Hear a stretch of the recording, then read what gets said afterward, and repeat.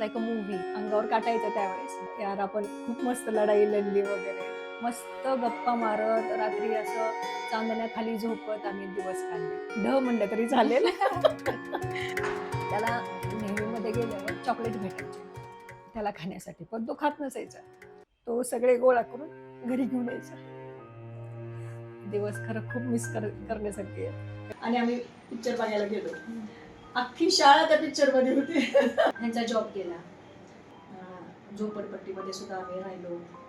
केव्हा समजलं की मग ब्रेस्ट कॅन्सर आहे? आता मुलं लहान आणि हे आउट ऑफ इंडिया, माझ्याजवळ कुणीच नाहीये. पण मी इतके घाबरले होते, मला माझं नाव पण त्या फॉर्मवर लिहिता येईना. तो असं म्हणजे माझ्या नजरेला नजर मिळून माझ्या संग बोलत नसायचं.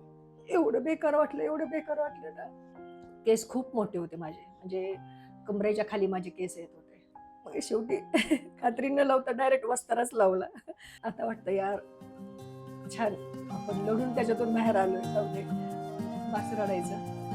आता शिकलोय ह्याच्यातून, की ह्याच्या संग कसं लढायचं.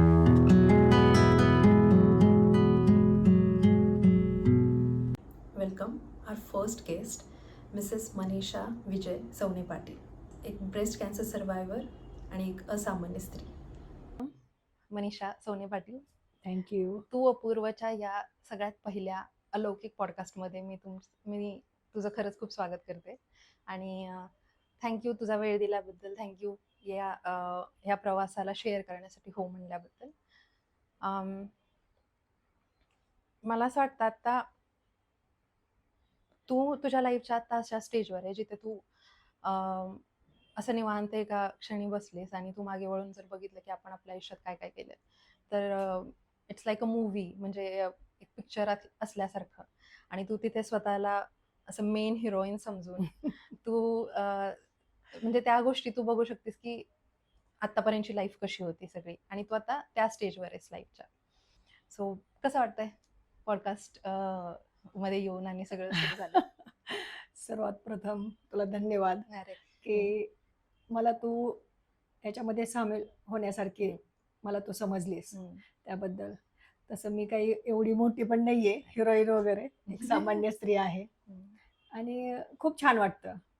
पहिले दिवस आठवल्यावर आता अंगावर काटा यायचा त्यावेळेस, पण आता हसू येतं की नाही अरे आपण, म्हणजे आपल्याला स्वतःला पण प्राऊड फील होतं की यार आपण खूप मस्त लढाई लढली वगैरे, असं छान वाटतं. खूप मस्त. आपण सुरुवात करूया लहानपणापासून. कुठे होतं लहानपण, कसं गेलं, जन्म कुठे झाला? अरे लहानपण खूप सुंदर, खूप सुंदर. माझा जन्म सोलापूर जिल्ह्यातील कुर्डवाडी गावात झाला. खूप सुंदर गाव, तसेच सुंदर माणसं पण सगळे. आणि खूप छान, म्हणजे जे म्हणतात ना 90च्या अलीकडचे जे लोक होते ते खूप छान जगले, तसं मी खूप छान जगले. आमच्या वेळेस टीव्ही नव्हता, मोबाईल नव्हता, काही नव्हतं. फक्त फ्रेंड आणि फ्रेंड असायचे. आणि आम्ही बहिणी भाऊ मस्त गप्पा मारत रात्री असं चांदण्याखाली झोपत आम्ही दिवस काढलेत. खूप छान. आणि आम्ही खरंच खूप लहानपण एन्जॉय केलं, की जे आत्ता मुलं ज्या खेळांची त्यांना नावं पण माहिती नाहीत, अशी आम्ही खेळ खेळलो. म्हणजे आमचा पूर्ण प्रवास शक्यतो तर चालतच जात होतो शाळेमध्ये. नूतन विद्यालयामध्ये माझं प्राथमिक शिक्षण झालं. आणि 1ली ते 4थी मी मराठी शाळेमध्ये शिकले. मराठी शाळेमध्ये माझी चुलती, माझी काकी तिथं शिक्षिका होती, त्याच्यामुळं मी 4थी पर्यंत फर्स्ट आले. पण खरा अभ्यास माझा 5वी नंतर चालू झाला. अभ्यासाची आवड नव्हती एवढी? हा, नव्हते. आणि असं कुणी सांगायला पण नव्हतं, कारण आम्ही 5 बहीण भावंड. त्याच्यामुळं आई असं कुणाला मला आठवतच नाही की आईने आम्हाला असं रागवले, अभ्यासाला बस, तुझा अभ्यास झालाय का, होमवर्क झालाय का, कधीच नाही. ती तिच्या कामात असायची, आम्ही आमच्या खेळण्याच्या नादात असायचो. त्याच्यामुळं अभ्यासाचं एवढं महत्त्व कुणीच नाही सांगितलं त्यावेळेस, आणि त्यावेळेस कळलं पण नाही. त्या वयामध्ये आम्ही एकदम रिलॅक्स मस्त एन्जॉय करत होतो. फक्त एक्झाम आली उद्या तर मग लगेच आज अभ्यासाला चालू, चला काहीतरी घोकमपट्टी करायची आणि पास व्हायचं, एवढंच होतं. म्हणजे असं ध्येय नव्हतं की हा आपल्याला मोठं होऊन हे बनायचंय ते बनायचं, असं कधी विचार पण नाही आला डोक्यामध्ये की काहीतरी जॉब करू, हे करू, ते करू. त्याच्यामुळं अभ्यासाच्या बाबतीत मात्र खूप मी म्हणलं तरी चालेल. असं होते. कॉलेजमध्ये पण आम्ही एन्जॉयच केला. एक्झामच्या वेळेसच फक्त स्टडी अभ्यास. करायचा आणि नंतर परत एन्जॉय असायचा. हम्म. आणि खूप छान बालपण एकदम छान गेलं. म्हणजे आत्ता आठवलं तरी असं वाटतं यार असं काहीतरी एखादी मशीन पाहिजे, की जर परत आपल्याला त्या काळात नेऊन सोडलं तर किती छान वाटेल आपल्याला. वा. एवढं छान हे झालं, एन्जॉय झालं. हम्म. त्यावेळेस अशी जाणीव पण नसेल की परिस्थिती हां. म्हणजे परिस्थिती कशी होती एकंदरीत. जोपर्यंत मला कळत नव्हतं ना, तोपर्यंत परिस्थिती खूप हालाकीची होती. अच्छा. पण मला कळत नव्हतं. हम्म. त्याच्यामुळं मी कधी ते असं अनुभवलं पण नाही हम्म. आणि त्यावेळेस आमच्या गरजा पण खूप छोट्या होत्या. बरोबर. मला आठवतंय, मला असं आठवतच नाही, की मला नवीन ड्रेस कुणीतरी घेतलाय म्हणजे घरच्यांनी. हम्म. आम्हाला ह्याचे कपडे आले जुने झालेले, त्याचे कपडे आले जुने झालेले. आम्ही ते आनंदाने घालायचो. हम्म. आम्हाला फार झालं तर एक पेटीकोट असायचा त्यावेळेस. असं सिवलेस एक फ्रॉक टाइप हम्म. असायचा.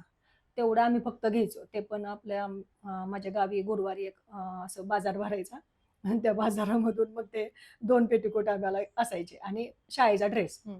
तो मात्र असायचा.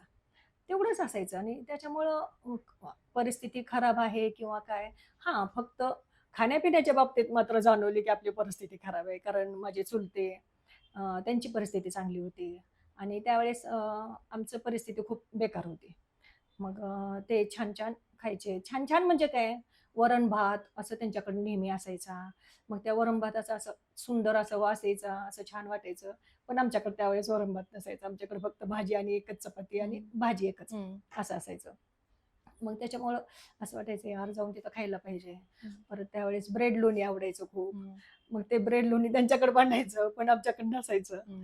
मग असं वाटायचं यार, आपली पण परिस्थिती पाहिजे होती एवढी हे करायला. परत टीव्ही नसायचा आणि त्यावेळेस असं मला वाटत पण नसायचं की टीव्ही पाहिजे म्हणून. हम्म. कारण आमचा जास्त करून वेळ असं बाहेर मैत्रिणींबरोबर, ह्याच्याबरोबर गप्पा गोष्टी, बहिणी पण होत्या. बहिणींबरोबर गप्पा गोष्टी ह्यातच आमचा वेळ जायचा. त्यावेळेस असं कमी पण नाही जाणवली की टीव्ही पाहिजे किंवा काय. जवळ-जवळ मी 12वी गेले त्याच्यानंतर आमच्या घरी टीव्ही आला. तोपर्यंत आमच्या घरी टीव्ही सुद्धा नव्हता. पण परिस्थिती खराब होती त्याच्यामुळं आणि हॉटेल नवीन चालू केलेलं मोठ्या भावानी आणि मग हॉटेलमध्ये आम्ही स्वतः काम केले. वेटर म्हणून काम केले. हम्म. परत ऑर्डरी घेऊन जात होतो. हम्म. अ, कब्बशा धुत होतो, सगळं काही. आणि त्यावेळेस असं काही वाटत पण नव्हतं, की "यार मी का काम करते? हम्म. मी मु मुलगी असून सुद्धा मी ऑर्डरी घेऊन जाते, हे करते." पण परिस्थिती हे असल्यामुळे आणि मुलगा नव्हता. मोठा जो 2 नंबरचा भाऊ होता तो शिकत होता. अच्छा. त्याच्यामुळं मग मीच सगळ्यात छोटी हम्म. लाडकी होते, हम्म. पण मी सगळ्यात छोटी त्याच्यामुळं मला ते सगळे कामं हम्म. करावी लागायची. आणि छान वाटायचं ते कामं करताना. मग दर आठवड्याला माझा मोठा भाऊ आम्हाला सगळ्याला पगार देत होता. ₹2-2 आम्हाला सगळ्यांना वाटायचा, ओ. की तुम्ही आठवडाभर हा. हॉटेलमध्ये काम केलं, हे हम्म. केलं. कारण त्यावेळेस सगळं घरी असायचं. हॉटेलमधली भांडी धुवायची, मोठी-मोठी भांडी असायची. परत हॉटेलमधल्या कबशा वगैरे सगळ्या प्लेटी वगैरे सगळं धुवून ठेवायचं. दर आठवड्याला हम्म. हॉटेल धुवून घ्यायचं, सगळं स्वच्छ करायचं. हे सगळं घरी असायचं. त्यावेळेस वेटर वगैरे कुणीच नसायचं. घरी कारण असायचं म्हणजे घरचेच लोक सगळे हां, करायचे. सगळे माझी आई, वडील, माझी मोठी बहीण, हम्म. परत मी जरा कामचुकार होते. हम्म. आणि पण ते करावं लागायचं सगळं. मग एवढं सगळं झाल्यानंतर मग दर शुक्रवारी संध्याकाळी सगळं साफ व्हायचं हॉटेल, कारण शनिवारी सुट्टी घ्यावी लागायची. मग माझा भाऊ फरसाण आणायचा खायला आम्हाला सगळ्यांना मिळून 1 पाव किलो, अर्धा किलो असा फरसाण सगळ्यांना वाटायचा. मग आम्ही तो खुशीने खात होतो. हम्म. म्हणजे असं इतकं छान वाटायचं ते खायला सुद्धा फरसाण त्यावेळेस. अरे यार! काय मस्त मेजवानी आहे आपल्याला असं वाटायचं. कारण हे आत्ताचं जे केक, चॉकलेट वगैरे हे आम्हाला त्यावेळेस काही माहितीच नसायचं. बर्थडेलाच फक्त केक असायचा. आधी-मध्ये आम्हाला केक भेटायला बघायला पण भेटत नव्हता. फक्त बेकरीमध्येच दिसायचा, पण आम्हाला ते हात पण लावून अलाउड हम्म. नसायचं. पण खूप असं वाटायचं, की अरे हे खायचंय, ते खायचंय, वडापाव वगैरे हे पदार्थ पण आम्हाला त्यावेळेस माहिती नसायचे. कारण सगळं घरातलंच. आम्ही कधीच बाहेर कुठंच काही खाल्लं नाही. पण फक्त हॉटेलमध्ये जे उपीट म्हणा, शिरा वगैरे ठेवायचे पोहे, मग ते शिल्लक राहिले, की आम्ही संध्याकाळी आमचं तेच जेवण असायचं, की आता हे शिल्लक राहिले, हे टाकून नाही द्यायचं, तर ते जेवायचं. म्हणजे एवढी बेकार परिस्थिती होती त्यावेळेस. पण मग मी 10वी नंतर मग आमची परिस्थिती बदलली जरा. माझी 10वी झाल्यानंतर. मग माझा 2 नंबरचा भाऊ माधव, तो नेव्हीमध्ये जॉइन झाला. परत आमचं हॉटेल पण खूप चांगलं हे झालं, स्थिर झालं आणि खूप चांगलं चालायला लागलं. मग त्याच्यानंतर जे दिवस पालटले ते खूप छान गेले. मग त्याच्यानंतर माझा भाऊ माधव जो नेव्हीमध्ये होता, आम्ही त्याला दादा म्हणायचो.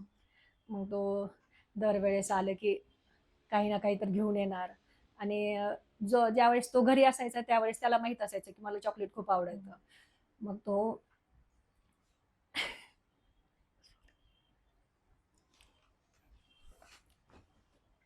त्याला नेव्हीमध्ये गेल्यावर चॉकलेट भेटायचे त्याला खाण्यासाठी, पण तो खात नसायचा.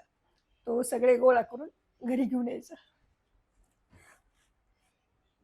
आणि दरवेळेस येताना मला ड्रेस घेऊन येणार, दरवेळेस घड्याळ घेऊन येणार. म्हणजे काही ना काही तर दरवेळेस तो माझ्यासाठी घेऊनच यायचा. एवढं त्याचं माझ्यावर प्रेम होतं. म्हणजे घरातल्या प्रत्येकाचं माझ्यावर प्रेम होतं. म्हणजे माझे वडील नाही आहेत सध्या.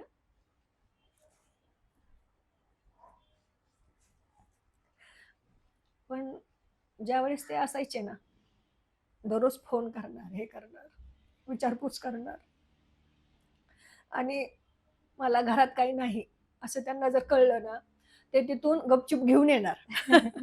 म्हणजे घरी कुणाला काही सांगत नसायचे. गपचूप घेणार आणि इथं मला येऊन साक्षात येऊन दारात उभं राहणार. "हे बघ, हे तुझ्यासाठी आणलंय बघ, हे तुझ्याकडे नव्हतं ना गं?" असं. माझ्याकडं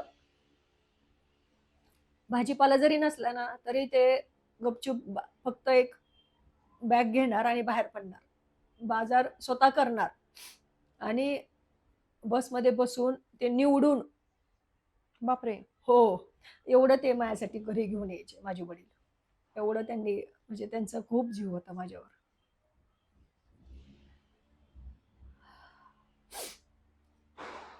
मग अजून काय सांगू?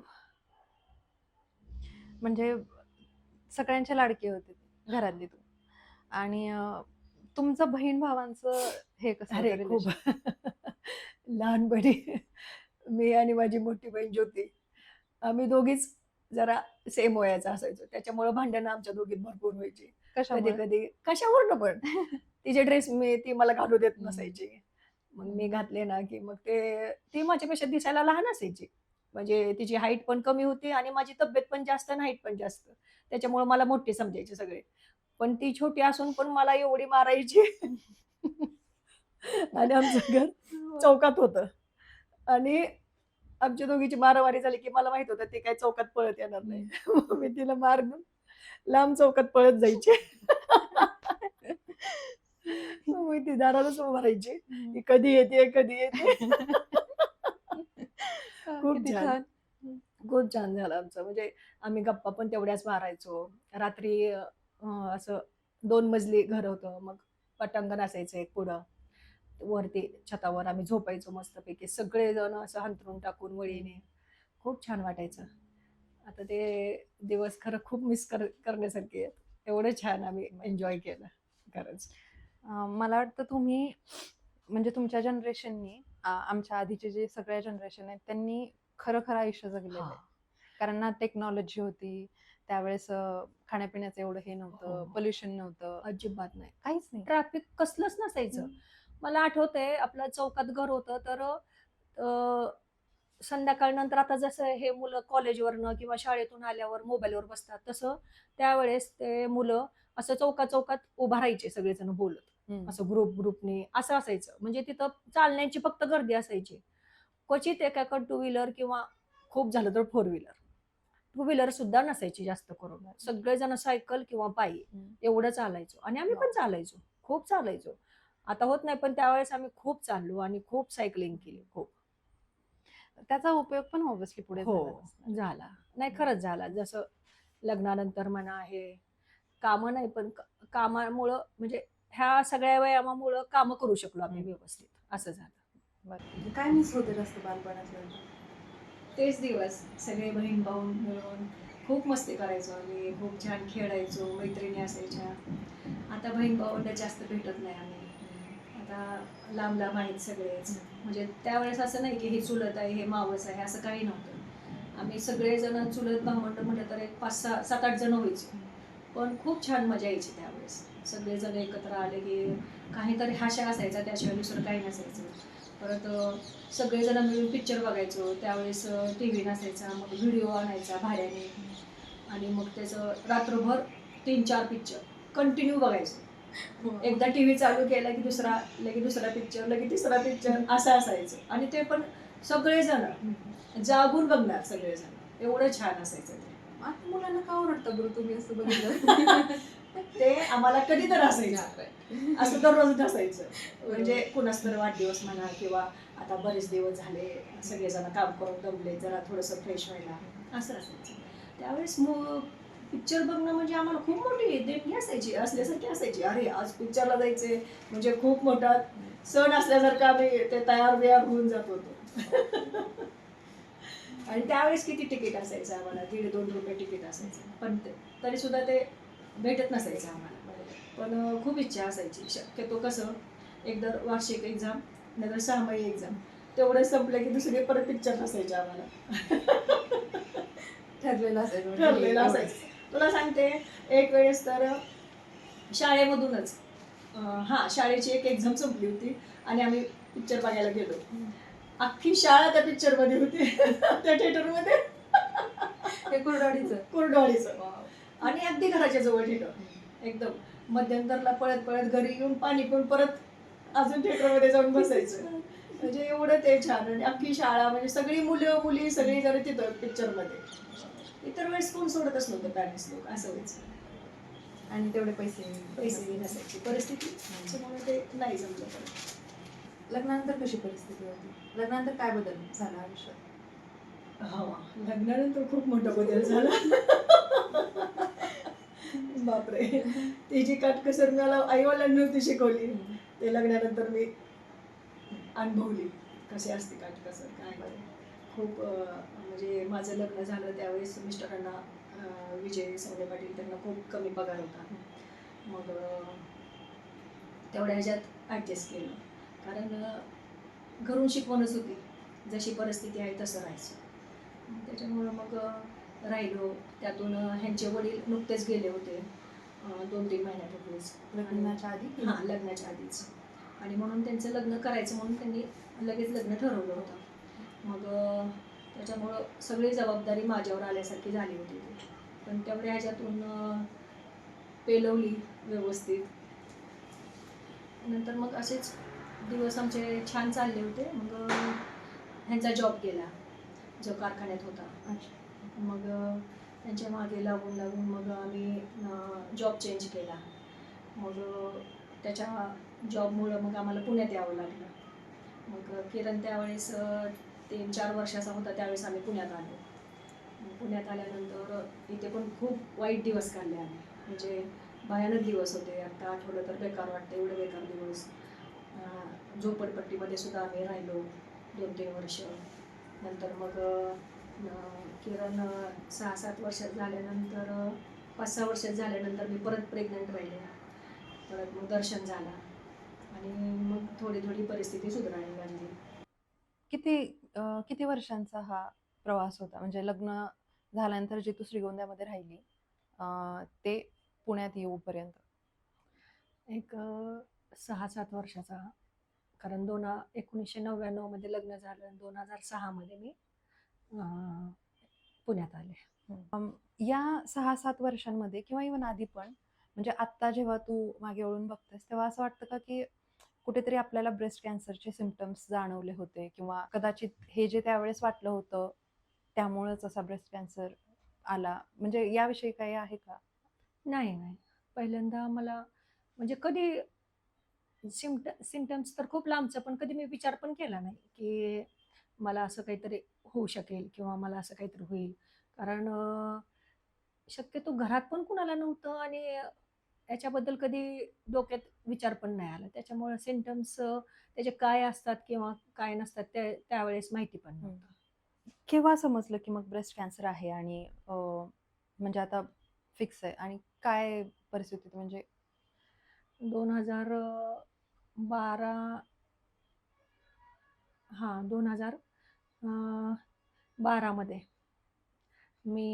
आम्ही रेंटने राहत होतो. तिथे तिथं हे नसायचे, हे शक्यतो परदेशामध्ये असायचे, आउट ऑफ इंडिया. आणि त्याच्यामुळं मी दर्शन लहान होता, 2-3 वर्षाचा, आणि किरण तो फर्स्ट सेकंडमध्ये होता. आणि मग असंच एक दिवस जरा ब्रेस्टमध्ये गाठ जाणवली. आणि तिथेच एक माझी मैत्रीण होती, पूजा. मग मी बोलता बोलता तिला बोलले की असं असं जरा ब्रेस्टमध्ये जरा माझ्या थोडीशी गाठ जाणवते. तर तिने म्हटली चला आपण डॉक्टरांकडे जाऊन येऊ. तिथेच आमचं एक लेडीज डॉक्टर होत्या, मग त्यांच्याकडे गेले. मग तिथं लेडीज डॉक्टर होत्या म्हणून आम्ही त्यांच्याकडे गेलो. मग त्यांनी सांगितलं की तुम्ही मेमोग्राफी करा. थोडंसं त्यांना थोडी शंका आली. मग आता मुलं लहान आणि हे आउट ऑफ इंडिया, माझ्याजवळ कुणीच नाही आहे, मीच आहे एकटी. मग तेच मैत्रीण जी होती पूजा, ती म्हटली चल मी येते तुझ्याबरोबर. मग आम्ही सातारा रोडच्या PH मध्ये गेलो. मग तिथे जाऊन मला त्याच्याबद्दल काहीच माहिती नव्हती. म्हणजे फक्त सोनोग्राफी तेवढं आपल्याला माहिती होतं तोपर्यंत. मेमोग्राफी कशी असते, काय असते, काहीच माहिती नव्हतं. मग गेले. माझा छोटा मुलगा दर्शन, तो 3 वर्षाचा, त्याला घरी एकटं ठेवत नव्हते म्हणून मी त्याला घेऊन गेलेले. मग तिथं गेल्यानंतर माझी मैत्रीण बरोबर होती, पण तिथं वेळ लागणार होता. मग तिनं म्हटली की माझ्या घरी सासू सासरे आहेत, त्यांना जेवण वगैरे द्यायचंय, मला जावं लागेल. मग ती पण गेली. फक्त मी आणि दर्शन तिथं बसलेलो होतो. दर्शन किती वयाचं होतं? ते दर्शन 3 वर्षाचा होता. बापरे. एवढा छोटा. आणि म्हणजे मी भयानक घाबरले होते. म्हणजे मी विचारच करू शकत नव्हते ना, की बाबा हे का मला करायला सांगितलंय? मला थोडीशी डोक्यात शंका आली, की मला काही झालंय का? मग तिथं मेमोग्राफी करायच्या वेळेस तिथे एक फॉर्म भरायला देतात आपल्याला. मग त्यांनी ते लेडीज आली, मला तिने फॉर्म दिला भरायला. म्हणे मॅडम हे फॉर्म भरा. मग तिथे एक फॉर्म भरायचा असतो. पण मी इतके घाबरले होते की मला तो फॉर्म पण मला भरता पण येईना. म्हणजे मला माझं नाव पण त्या फॉर्मवर लिहिता येईना. मी त्या लेडीजला रिक्वेस्ट केली, म्हटलं प्लीज तुम्ही भरता का म्हटलं. तिने माझी परिस्थिती ओळखली. मग तिने म्हटली बरं. मग तिने मला विचारत तेवढा फॉर्म भरून टाकला. तिथे पहिल्यांदा मेमोग्राफी झाली, भयानक त्रास झाला. त्याच्यानंतर म्हणजे नक्की काय झालं? ब्रेस्टची मेमोग्राफी झाली तिथे. ओके. म्हणजे टेस्ट होती की सोनोग्राफी सारखं? सोनोग्राफी सारखंच, अच्छा. पण त्याच्यामध्ये जरा त्रास होतो लेडीज लोकांना. ओके. मग ते झाल्यानंतर मला त्यांनी सांगितलं की तुमचा उद्या रिपोर्ट येईल. मग उद्या नाही, संध्याकाळी तुम्हाला रिपोर्ट भेटेल म्हणे. मी सकाळी गेले होते 11-12 वाजता. मग तिथून मी PH मधून मी बाहेर आले. मग मला म्हणजे समजत नव्हतं की मी कुठं जावं आणि काय करावं. मी एवढी घाबरून गेलेले. आले बाहेर. मला तो रोड क्रॉस करायला जवळ-जवळ अर्धा तास लागला. मला कसं जाऊ पुढं? माझ्या असं वाटायचं की गाडी माझ्या अंगावर येते का, काय होतं का? म्हणजे एवढे मी घाबरून गेले की बस. मला म्हणजे बस पण दिसेना आणि काहीच दिसेना. मी शेवटी एक ऑटो केली आणि मी घरी आले. घरी आल्यानंतर का कुणास ठाऊक कोणी नव्हते. हा फक्त छोटा मुलगा होता, मोठा मुलगा शाळेत होता. तो येईपर्यंत मी एकटे असे बसून फक्त रडत होते. दुसरं काय करत नव्हते. मला बेकार वाटत होतं. म्हणजे असं त्याआधी कोणी म्हणलं होतं का की कॅन्सरची शक्यता आहे हो. किंवा? अच्छा. हां. असं सांगितलं गेलं होतं आधी. हां. मला हे का विचारते मी एवढ्या डिटेलमध्ये, कारण माझा फक्त यातनं हाच उद्देश आहे की ज्या कोणी गावाकडच्या किंवा ज्या भागात आता आपण बिलॉंग करतो, कुर्डवाडी किंवा त्यासारख्या जे काही अजून रिमोट प्लेसेस आहेत, तिथे जर हा कोणी ऐकत असतील हा व्हिडिओ, तर त्यांना हे समजायला पाहिजे की ती गाठ कशी होती.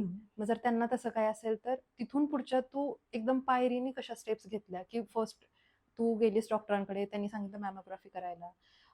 त्यामुळे आपण जरा ह्या गोष्टींना डिटेलमध्ये हे करू, जर हो. तू कम्फर्टेबल असशील तर. हो. काही प्रॉब्लेम नाही. त्यामुळे म्हणजे त्यांच्यासाठी ह्या गोष्टी हो. आपण जरा डिटेलमध्ये जाऊया. नाही, त्यावेळेस तर मी उशीर केला. म्हणजे मेमोग्राफी वगैरे करत बसले किंवा मी एक असं आपल्या घरगुती डॉक्टरांकडे वगैरे गेले, असं झालं. पण आता जर कुणाला तसंच काही जाणवत असेल तर आता डायरेक्ट कॅन्सर स्पेशलिस्ट आहेत भरपूर आपल्या भागामध्ये, ह्याच्यामध्ये, की ज्यांना तिथे त्यांनी हाताने जरी चेक केली ती गाठ तरी त्यांना ते कळू शकते की ही कॅन्सरची गाठ आहे का कशाची गाठ आहे. त्याच्यासाठी त्यांना बाकीचं काही करायची गरज नाही. त्यावेळेस आता आपल्याला माहिती नव्हतं, त्याच्यामुळं आपण स्टेप बाय स्टेपनी ते पुढे गेलो, असं झालं. बरोबर आहे.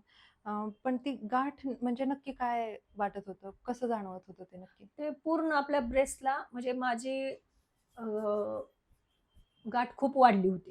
ओके, म्हणजे माझी पूर्ण ब्रेस्ट ती गाठनी भरून गेली होती, असं झालं होतं. ओके. म्हणजे ते त्याच्यामुळं हार्ड अशी हां, टणक लागत एकदम होती ती. टणक लागत होती ओके. हां. आणि ती अशी दुखत नव्हती जास्त. अच्छा. पण ते नंतर मला ती पेन करायला लागली होती.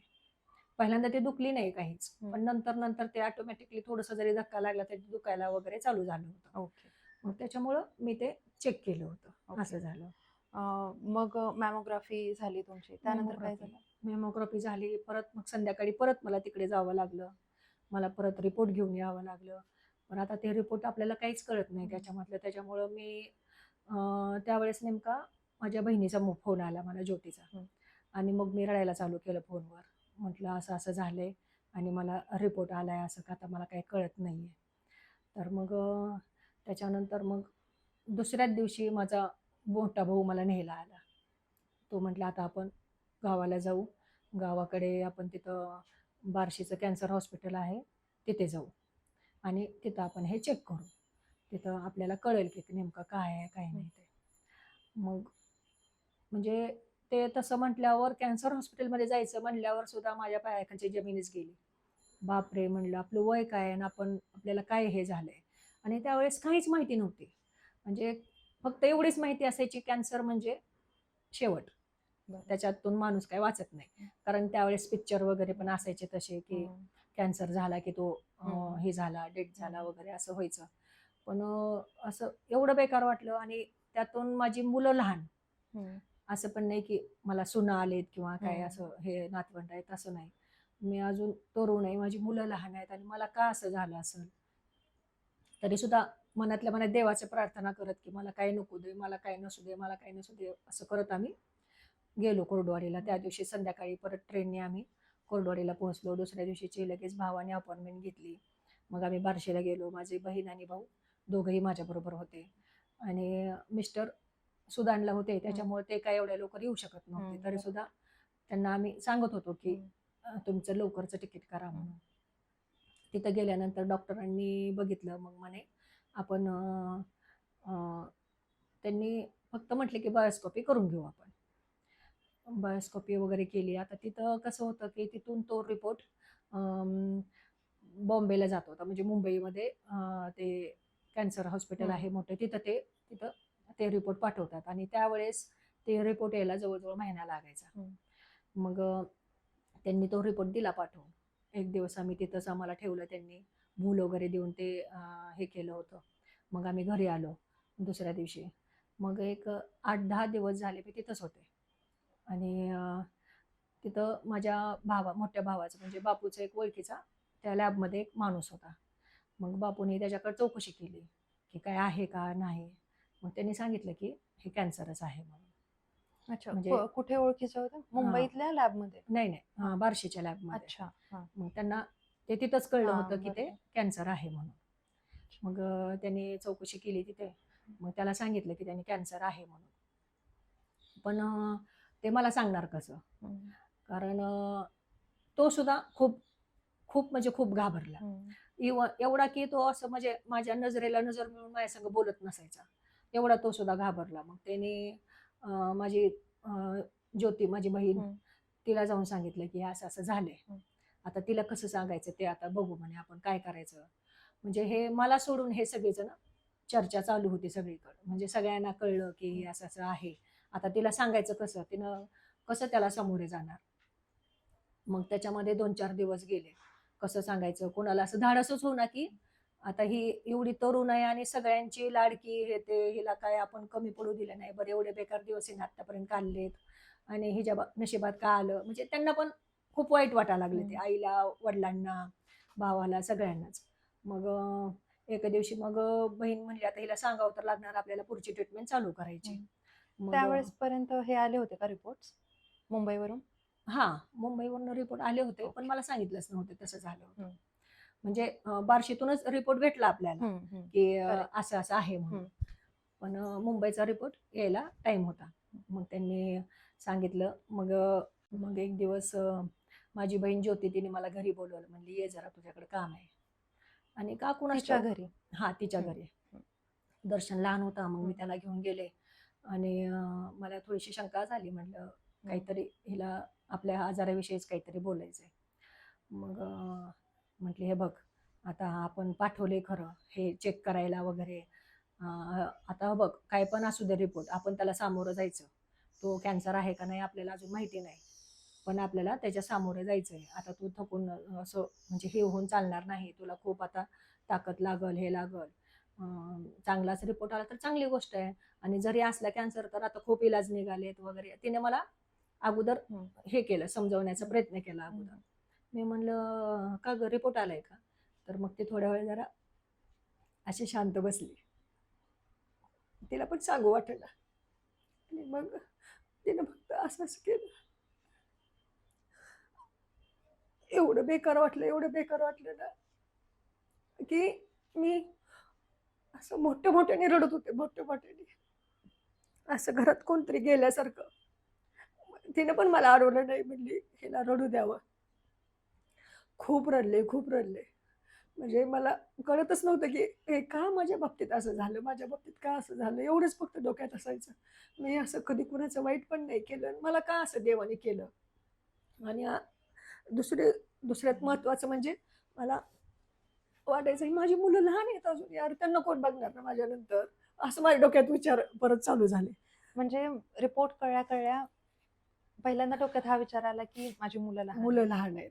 कारण असं वाटायचं की कॅन्सर होणं म्हणजे म्हातारपणी वगैरे होत असतं, असं वाटायचं. पण मी म्हणलं यार, अजून माझी मुलं तर ह्याला तर नीट म्हणजे दर्शनला तर असं जास्त नीट बोलता पण येत नव्हतं.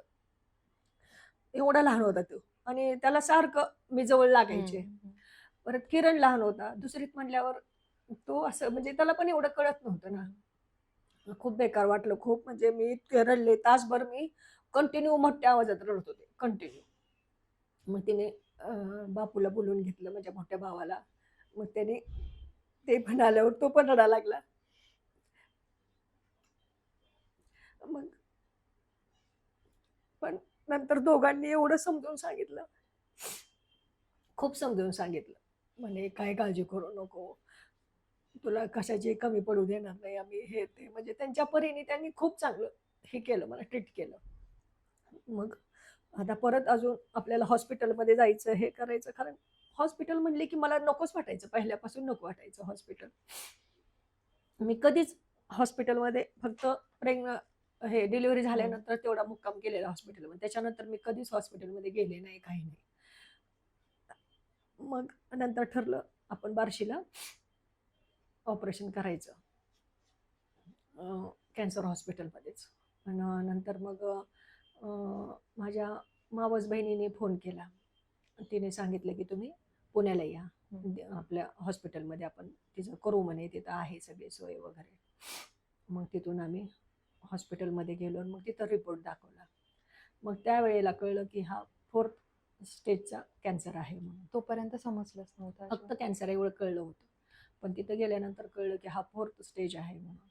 पण ते पण मला कोणी सांगितलं नाही. पण त्यांना सगळ्यांना कळलं की ही लास्ट स्टेप आहे म्हणून कॅन्सरची. त्यांना सगळ्यांना टेन्शन परत. बहिणीला, भावाला. माझी दुसरी बहीण पण होती तिथे.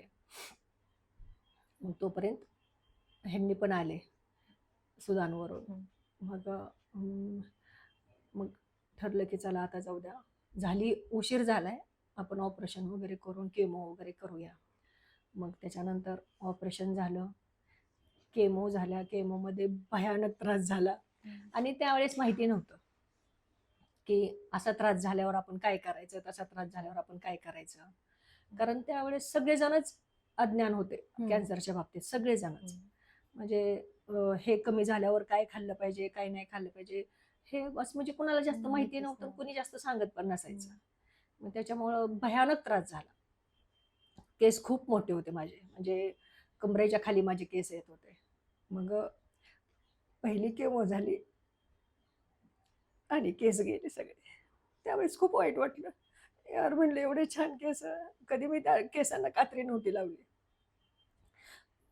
मग शेवटी कात्री न लावता डायरेक्ट वस्ताराच लावला आणि पूर्ण टक्कलच करून टाकलं. पण केलं. त्यावेळेस खूप खूप खचले होते त्यावेळेस. पण आता वाटतं यार छान आपण लढून त्याच्यातून बाहेर आलोय. जाऊ दे.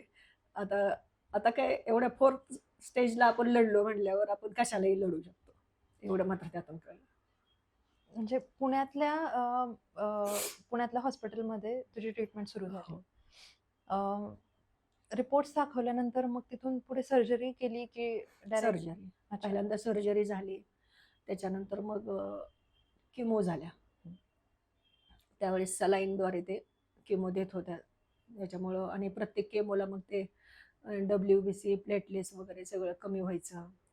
खूप त्रास व्हायचा. म्हणजे उलटी, मळमळ वगैरे व्हायच्या आणि अशा माझ्या 12 केमो झाल्या त्यावेळेस.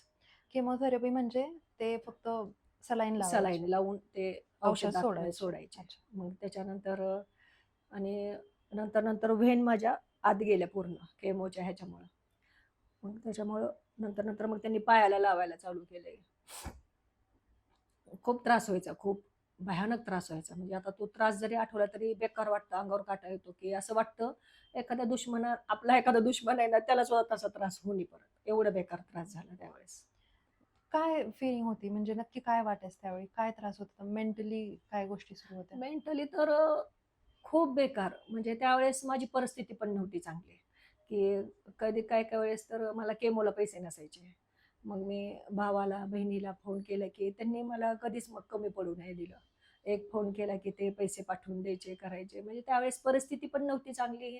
परत हे आपल्याला त्रास, परत घरात सगळं वातावरण पूर्ण डिस्टर्ब झालं होतं, पूर्ण डिस्टर्ब झालं होतं. पण माझी आई आली होती. कंटिन्यू 6 महिने तिने माझ्याजवळ राहिली. माझ्या सगळ्या केमो वगैरे सगळं होईपर्यंत तिने माझ्याजवळ राहिली.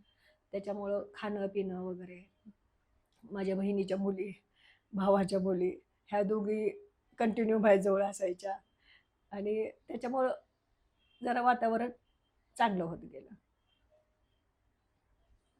त्रास काय होत होता त्यावेळी फिजिकली? म्हणजे शरीरात काय गोष्टी सुरू होत्या? शरीरात आता एखाद्याला ताप आला, मलेरिया किंवा काय झालं तर कसा विकनेस जाणवतो किंवा कशी मळमळ होती किंवा कसं उलटी होतात किंवा काय तोंडाला चव राहत नाही, काही खाऊ वाटत नाही. सेम तसा त्रास प्रत्येक वेळेस म्हणजे आठवडाभर तो त्रास चालूच राहायचा माझा. आठवडाभरानंतर थोडंसं बरं वाटायचं पण आणि बाकीचं काही खाऊ शकत नव्हतं जे असं चांगलं. हां. फक्त हेल्दी खायचं. त्याच्यामुळं अजून परत तोंडाची चव जात होती. आणि खूप मळमळ, उलटी तर माझी कंटिन्यू चालू असायची. कंटिन्यू. झोप वगैरे लागायची व्यवस्थित? नाही. कधी-कधी त्या मळमळीमुळं ह्याच्यामुळं झोप खूप कमी लागायची. जास्त करून त्रास जास्त होत होता. म्हणजे ज्यावेळेस केमो घेऊन यायचे त्यावेळेस 3 दिवस तर कंटिन्यू मी ते नशीद असल्यासारखे असायचे 3-4 दिवस. मग नुसते पडून असायचे. मला ते झोप पण लागत नसायची, काही नसायची. भयानक त्रास होत होता. अशा त्रासाच्या वेळी दिवस जातो तरी ॲटलीस्ट, म्हणजे त्रास तर होतच असतो दिवसा पण सगळे हां, असतात, सगळे असतात. सोबत हां. असतात कडेने. सो कसाबसा दिवस जातो.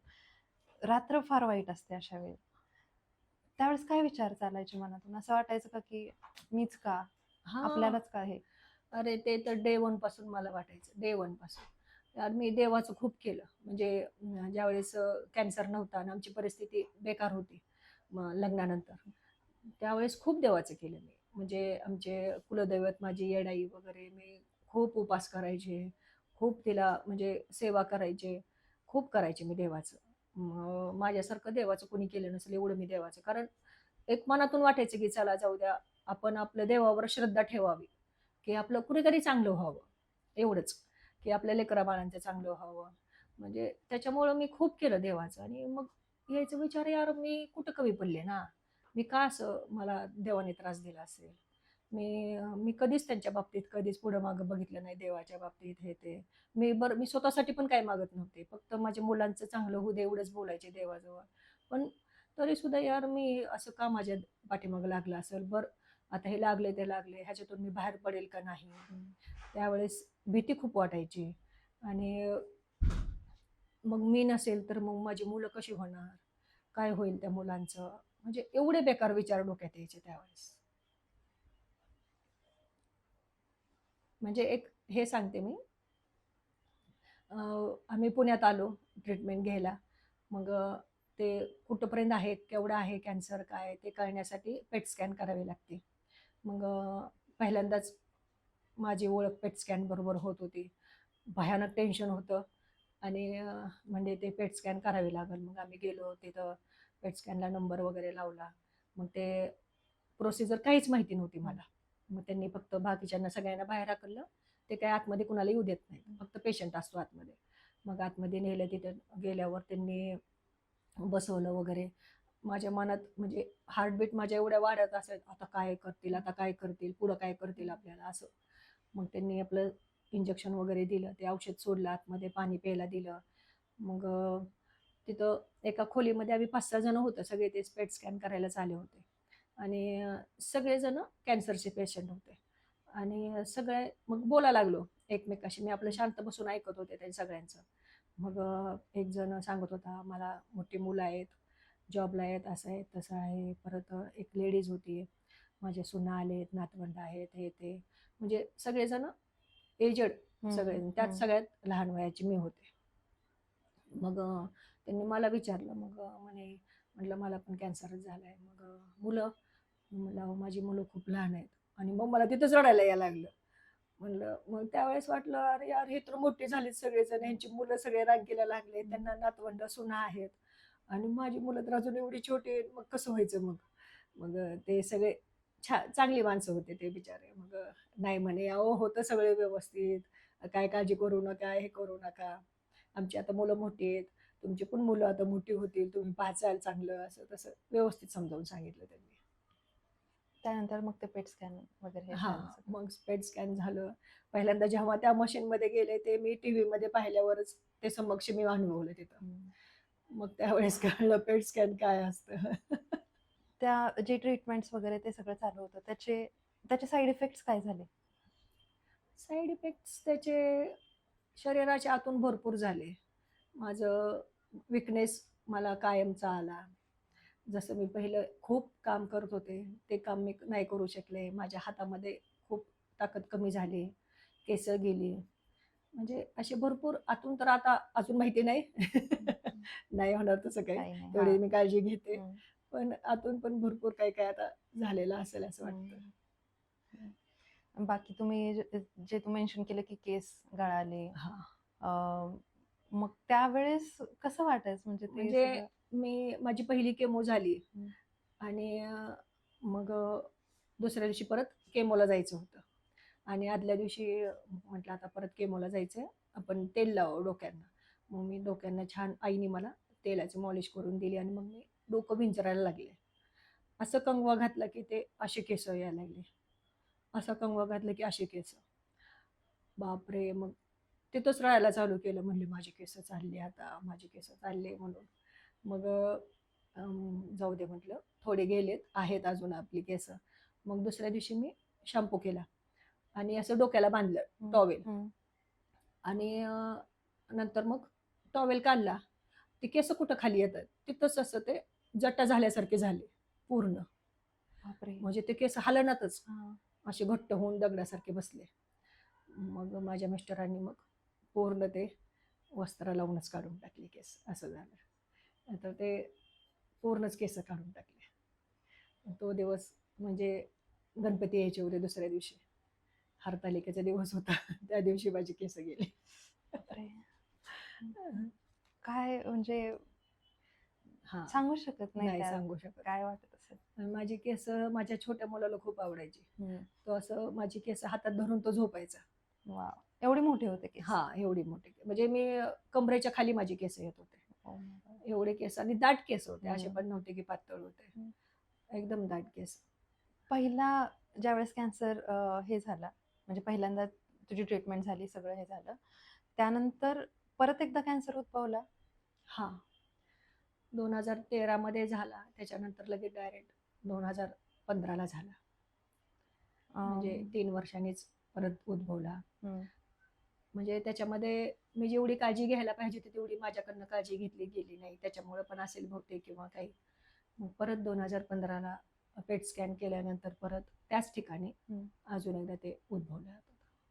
मग ते परत तशी सगळी ट्रीटमेंट, त्याच सगळ्या गोष्टी. परत त्याच सगळ्या गोष्टी, परत ऑपरेशन झालं, परत केमो झाल्या. त्यावेळेस रेडिएशन नाही दिलं मला, फक्त केमो मात्र त्यावेळेस पण झाल्या. त्यावेळेस पण तोच त्रास, तेच सगळं. म्हणजे असा टोटल 2 वेळा कॅन्सर झालाय? नाही, 4 वेळा झालं. 4 वेळा उद्भवला परत हो. सेम ठिकाणी, सेम परत गोष्टी? नाही, 2 वेळा लेफ्ट ब्रेस्टला आला आणि परत आता राईटला राईटला. 2 वेळा झाला. काय शिकवलं ह्या सगळ्या एक्सपिरियन्सने? म्हणजे मी माझ्या मनाची समजूत घातली आहे बघ, आता कॅन्सर झालाय, ह्याच्यात त्रास तर होणारच. मग त्या त्रासाला आपण कसं समोरं जायचं? एक तर रडत, नंतर एक तर हसत. मग रडत गेलं तर त्रास जास्त वाढणार आहे आणि हसत गेलं तर त्रास सहन पण होईल आणि थोडा कमी पण वाटेल. मग मी ठरवले, जाऊ दे आता, बास रडायचं. आपण आता शिकलोय ह्याच्यातून की ह्याच्या संग कसं लढायचंय. आणि डॉक्टरांनी सांगितलं कॅन्सर हा तुमच्या शरीरात आहे आणि तो राहणार आहे, तर जाऊ दे, त्याला एक आपलं लेकरू समजून पुढे घेऊन जायचं. मग असं काय होतं की एवढं फाईट बॅक करू वाटलं तुला आणि इतकं तू त्या सगळ्या गोष्टीतून एवढ्या पॉझिटिव्हली जात राहिली ना, आताही जातेस. असं काय, कोणती गोष्ट आहे जी तुला इतकं छान सपोर्ट करते? 2 गोष्टी आहेत, एक म्हणजे माझी मनाची शक्ती आणि दुसरी म्हणजे माझी मुलं दोन्ही. आणि मी इथपर्यंत आले ना, ते माझ्या मुलांमुळे. आणि माझे मिस्टर सुद्धा, त्यांनी खूप म्हणजे खूप सपोर्ट केला, खूप सपोर्ट केला. कारण मी एवढ्या गोष्टी ऐकलेल्या आहेत ना, की कॅन्सर झाल्यानंतर एखाद्या स्त्रीला तिच्या नवऱ्याने लगेच सोडून दिलं वगैरे, पण त्यावेळेस माझे मिस्टर माझ्या पाठीशी उभा राहिले. आणि ह्या गोष्टींमुळं मी अजूनपर्यंत उभी आहे. म्हणजे फॅमिली सपोर्ट खूप छान. खूप छान, खूप छान. आणि माझी माहेरची लोक सुद्धा, ते सुद्धा म्हणजे फुल माझ्या सपोर्टमध्ये असतात. त्यांनी पण मला कधी एकटं पडू दिलं नाही, कधीच नाही. बरोबर. मी ना एक फेमस न्यूरोलॉजिस्ट आहे, म्हणजे ब्रेनची डॉक्टर. मी तिचा इंटरव्ह्यू बघत होते असंच. त्यात ती त्यात ती काय सांगते की तुम्हाला ना कोणतीही गोष्ट व्हिज्युअलाइज तुम्ही आधी करा. ज्यावेळेस तुम्ही उठता, त्यावेळेस तुम्ही उठून बसले ना की 5 मिनिटं फक्त तुमचे डोळे झाकायचे आणि तुम्ही सगळा तुमचा दिवस किंवा तुम्हाला जे काही करायचंय ते व्हिज्युअलाइज करा तुमच्या ह्याच्यात. म्हणजे तसं तुम्ही करताय, त्या सगळ्या गोष्टी तुम्ही डोळ्यांसमोर आणा, की मी उठले आणि जर तुम्हाला एक्सरसाइज करायची तर तुम्ही एक्सरसाइज करताय. त्यानंतर तुमचा दिवस कसा तुम्हाला पार पाडायचा तसं पूर्ण तुम्ही इमॅजिन करा. मग त्याने काय होतं, की आता आपल्याला माहिती आहे, लोकं म्हणतात की थिंक पॉझिटिव्ह, विचार करा, पॉझिटिव्ह विचार करा. ती म्हणते नुसताच विचार नका करू, त्या गोष्टी म्हणजे तसा हां, पूर्ण अनुभव घ्या. अनुभव घ्या त्या गोष्टींचा. हं. त्याने काय होतं, तिने सायंटिफिकली ह्या गोष्टी सांगितल्या. आपल्याला वाटायचं की असंच म्हणतात लोकं, पण ती सायंटिफिकली काय सांगते, की त्या गोष्टीने काय होतं, की तुमचं जे मेंदू आहे, सबकॉन्शियस माइंड जे असतं, त्याला आपण अंतर्मन म्हणतो. हां. ते काय करतं, की ते जे सगळे सिग्नल्स आहेत ते ब्रेनपर्यंत पोहोचवतं. ब्रेनमधून ते सिग्नल्स येतात हॉर्मोन्समध्ये. हॉर्मोन्समधून मग आपल्या इम्युनिटी पॉवर जी असते आणि त्यातून मग पूर्ण शरीरांमध्ये ते सिग्नल पसरले जातात. आणि मग त्या एनर्जीमुळे आपण त्या गोष्टी करायला लागतो. सो त्याची स्टार्टिंग ही होते, की व्हिज्युअलाइज करा तुम्ही जे काही अच्छा. पॉझिटिव्ह गोष्टी असतील हो, तुमच्या आयुष्यात. हो. त्या तुम्ही त्या गोष्टींचा अनुभव घ्या हां, डोळे बंद करून. हो. मी ज्यावेळेस ती गोष्ट ऐकली ना, मला असं वाटलं, की तू त्या गोष्टी ऑलरेडी केल्यात आणि असंही नाही, की तुला कोणी सांगितलं ह्या गोष्टी किंवा अ, घरात पण त्या गोष्टींचं असं हे नाही, की म्हणजे कोणीतरी असं घरात खूप शिकलेले आहेत किंवा शिकलेले आहेत, पण असं या गोष्टी ह्या माहितीच गोष्टी नाहीत माहिती नाहीत. कोणाला, हो, की असंही सांगावं. म्हणजे हो. मेंटल हेल्थ सुद्धा फार महत्वाची असते हे आपल्याला आत्ता कळायला लागलंय, हं. की विचारसरणी पॉझिटिव्ह ठेवणं महत्वाचं आहे. महत्वाचं आहे. पण तू त्या गोष्टीतून गेलीये ज्यावेळी ह्या सगळ्या गोष्टी नव्हत्या पण इतक्या प्रचलित नव्हतं. हो, किंवा कोणी बोलत पण नव्हतं. हो. तू त्यातून कसं सावरलं स्वतःला किंवा कसं सांगत राहिली स्वतःला, की आपण हे केलं पाहिजे आणि इतकं पॉझिटिव्ह राहणं त्यातनं ह्या गोष्टीतून. ही फार कमेंडेबल गोष्ट आहे. सो तू तू कसं केलं हे? कसं आहे ना, मला म्हणजे मला पहिल्यापासूनच हसण्याची खूप आवड आहे. म्हणजे मला सगळेजण म्हणतात, "हिला हसायला खूप लागतं, हसायला खूप लागतं." आणि त्यातून ज्यावेळेस आम्ही बार्शीला गेलो, त्यावेळेस तिथे एक फॅमिली डॉक्टर होते माझ्या मामांचे. तर आम्ही त्यांना पण भेटलो होतो. तर त्यांनी मला एक गोष्ट सांगितली होती, की एक परदेशातली मुलगी होती कोण, तर तिचं नाव घेऊन त्यांनी मला सांगितलं होतं, की त्या मुलीला पण कॅन्सर झाला होता. पण तिला दवाखान्यात जायचं नव्हतं किंवा ह्या त्रासातून तिला जायचं नव्हतं. हं. म्हणून मग तिने ट्रीटमेंट केली स्वतःवरच. ओह! ती कशी, की तिला गाणी ऐकायला आवडायची. मग ती असं मस्त बागेमध्ये जायची, गाणी ऐकायची, घरात गाणी लावायची, सगळीकडे गार्डन तिने घरामध्ये केलं सगळं, फुलं वगैरे ठेवली आणि ती फक्त मनाला सांगत राहिली, की मला माझ्या शरीरात कॅन्सर नाही. मला कॅन्सर नाही. माझ्या शरीरात अजिबात कॅन्सर नाही. हे सांगत राहिली आणि 1 महिन्याने का 2 महिन्याने तिला चेक केलं, तर तिने खरंच तिचा रिपोर्ट नॉर्मल आला. वॉव! म्हणजे ही गोष्ट त्यावेळेस मला वाटलं यार, काहीतरीच उगाच हं, मला ते आपलं ह्याच्यासाठी हं, सांगतायत. हं. पण नंतर मग मला पण ते असं म्हटलं यार आपण पण ट्राय करायला काय हरकत आहे, की चला आपल्याला कुठं काय करायचंय, मनातल्या मनात बोलायचंय, आपण खुश राहायचंय, आनंदी राहायचंय, कशात तरी मन गुंतवायचंय. आणि मग तिथून मी चालू केलं, की चला जाऊ द्या आपल्याला जगायचंय ना, तर चांगलं जगायचंय. आपल्या लेकरांकडे बघून आपल्याला जगायचंय. आपल्याला त्यांना मोठं करायचंय. मग आपण व्यवस्थितच जगायचं. त्रास तर होणारच आहे. तर त्यातून पण पुढं जायचं. हे तू स्वतःला सांगत होतीस सांगत. प्रत्येक वेळी. हो. पण असं होतं ना कधी-कधी, की म्हणजे सगळं माहिती असतं आपल्याला, की पॉझिटिव्ह विचार करा आणि आपण सगळ्या गोष्टी करतही असतो इतर वेळी. पण एक दिवस असा येतो, की काय ते संपलं. हां, हां. वाटतं यार बास आता. हं. व्हायचं मला खूप वेळा व्हायचं. पण मग मी रडायचे. रडून मी मोकळं व्हायचे. परत दुसऱ्या दिवशी जोमाने चालू व्हायचं. कारण केमो चालू असताना हे कमी व्हायचं सगळेच. ब्लड कमी व्हायचं, WBC, प्लेटलेट्स आणि परत मग त्याच्यासाठी मला सलाईन लावायचे, ते वाढवण्यासाठी. तो सलाईनचा त्रास एवढा भयानक असायचा ना, की बस.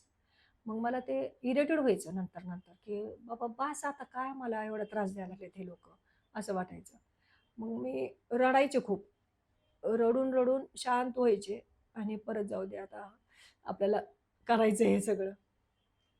परत उठून चालू करायचे. वॉव! एवढा पॉझिटिव्ह विचार असणं, हे असणं. तू म्हणलीस पण जसं की जेवढं तू देवाचं एवढं हे केलं किंवा स्पिरिच्युअली जेवढ्या गोष्टी तू केल्यात, आत्मन, चिंतन, मनन, प्रार्थना जे काही असेल ते.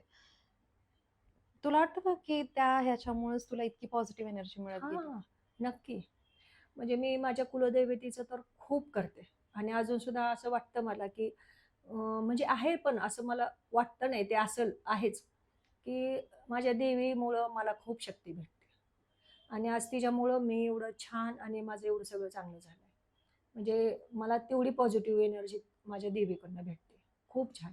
म्हणजे तेवढं सगळं केलं म्हणून मी ह्याच्यातून सुखरूपपणे बाहेर पडले, असं मला नेहमी वाटतं. जर मी काही केलं नसतं, तर कदाचित मी इथे नसले पण असते. काय केलं? काय असं एक्झाम्पल देऊ शकशील की म्हणजे आता लोकं सकाळी उठून एक 5 मिनिटं देवासमोर बसतात, प्रार्थना करतात. पण तू ह्या गोष्टीतून जात होती की मेडिसिनचा तेवढा इफेक्ट असायचा तुझ्यावर, विकनेस पण असायचा तुला तेवढाच. मग त्यावेळेस काही प्रार्थना करायची किंवा असं काही पुस्तकं वाचलेस किंवा म्हणजे नक्की काय करायचीस? नाही, पुस्तक वगैरे तर नाही वाचले. पण मी माझे मन गुंतवायचे. मला टीव्ही बघायला आवडतो. मी टीव्ही पाहायचे, पिक्चर पाहायचे किंवा मग कॉमेडी सीरियल मला आवडतात. तारक मेहता वगैरे मी हं. पाहत राहायचे आणि फक्त देवाजवळ मात्र मी प्रार्थना दररोज करायचे.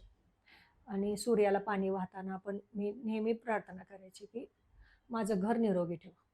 माझी लेकरं मोठी कर, मला निरोगी ठेव. बस. एवढं मात्र माझं डेली असायचं, डेली. आता हे सगळं बरं वाटायला लागल्यानंतर म्हणजे सगळं असं छान व्यवस्थित चालू झालं आणि तू युरोप ट्रिप करून आली या. मध्येच.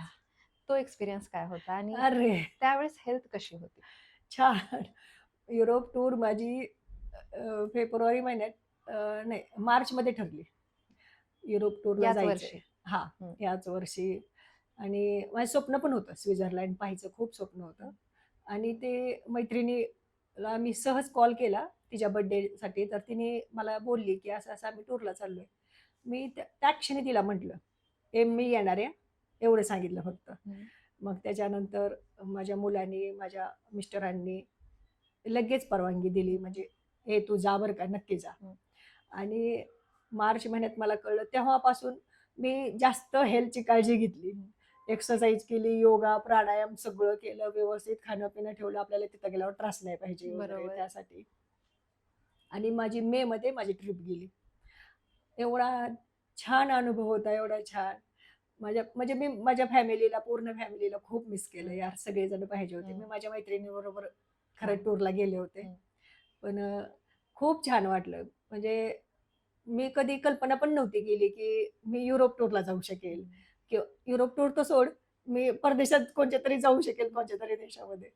पण मी डायरेक्ट स्वित्झर्लंडला गेले. आमच्या म्हणजे फॅमिलीमध्ये मी पहिली आहे, हं. की मी असं परदेशात जाऊन फिरून आले म्हणून. फिरण्यासाठी खास. हो, नाहीतर फिरण्यासाठी. मिस्टर तुझे बाहेर हो, असतात शक्यतो. हो. हं. त्यांनी भरपूर फिरलेत, हं. केलेत. पण स्पेशली मी एकटी असं आहे, वॉव! की येस, मी जाऊन आले. म्हणजे खूप साऱ्या गोष्टी सगळ्यात पहिल्यांदा मला झाले केलेत मी.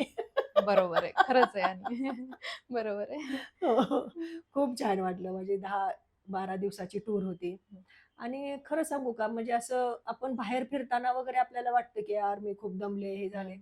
पण असं गेले तिथं मी, मला आमचे जवळ-जवळ 8,000 ते 10,000 स्टेप्स व्हायच्या दररोजच्या. वॉव! पण कधी दमल्यासारखं नाही जाणवलं. ते आनंदाचं होतं ना तर ते फिलिंग. आनंद असतो आणि तिथली एक एनर्जी हं. असते यार, हं. की हं. आपण एवढं लांब आलोय, हे आलोय, हे बघायचं, ते बघायचं. हं. एक मनामध्ये एकदम हे असते, उत्कंठ असते, की हं. हे बघितलं, ते बघितलं. हं. ऐफेल छान-छान टॉवर पाहिला. कपडे घालून फोटो हो. काढले छान. येस. मस्त. खूप म्हणजे खूप एन्जॉय केला. हं. खूप. सगळ्यात भारी आवडतं ठिकाण कुठलं होतं तिथं? अ, स्वित्झर्लंड आणि ऐफेल टॉवर, हं. पॅरिस. पॅरिस. वाह! खूप छान. खूप छान वाटलं. म्हणजे आयुष्यात विसरू शकणार नाही, अशी टूर ती झाली माझी. वॉव!